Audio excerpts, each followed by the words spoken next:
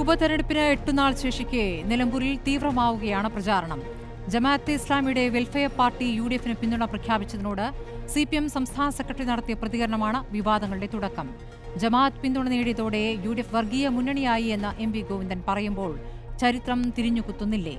LDFന് പിന്തുണ പ്രഖ്യാപിച്ച PDP പീഡിത party എന്ന അഭിപ്രായവും പാർട്ടി സെക്രട്ടറിക്കുണ്ട്. ജമാഅത്തെ വരെ നൽകിയ പിന്തുണയെക്കുറിച്ച് പാർട്ടി മുഖപത്രത്തിൽ വന്ന മുഖപ്രസംഗവും 2009 ജമാഅത്തെ ഇസ്ലാമിയെ പുകഴ്ത്തി പിണറായി വിജയൻ പറഞ്ഞ വാചകങ്ങളും ഇപ്പോൾ തള്ളിക്കളയുന്നുണ്ട്. മുസ്ലിം സംഘടനകളിൽ വ്യക്തമായ രാഷ്ട്രീയ കാഴ്ചപ്പാടുള്ള സംഘടനയാണ് ജമാഅത്തെ ഇസ്ലാമി എന്നും ദേശീയ സാർവദേശിക രംഗത്ത് അവർക്കുള്ള കാഴ്ചപ്പാട് ഗംഭീരമാണ് എന്നും പറഞ്ഞത് 2009 2006 നിയമസഭാ തെരഞ്ഞെടുപ്പിൽ 18 സീറ്റിൽ LDFന് കിട്ടിയ പിന്തുണയെക്കുറിച്ചും അന്നത്തെ വാർത്താസമ്മേളനത്തിൽ പിണറായി വിജയൻ പറയുന്നുണ്ട്. 2019 മുതൽ പിന്തുണ UDFിലേക്ക് ജമാഅത്തെ ഇസ്ലാമി മാറ്റി. പിന്തുണയുള്ള കാലത്ത് മതേതരവും പിന്തുണ നഷ്ടപ്പെടുമ്പോൾ വർഗീയവുമാവുന്ന മാജിക്.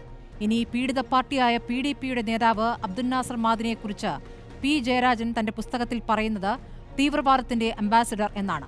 പീഡിപ്പിക്കപ്പെടാൻ തമിഴ്നാട് പോലീസിന് മാദിനെ പിടിച്ചു കൊടുത്തത് നേട്ടമായി EK നായനാർ പറഞ്ഞതും ചരിത്രരേഖകളിലുണ്ട്.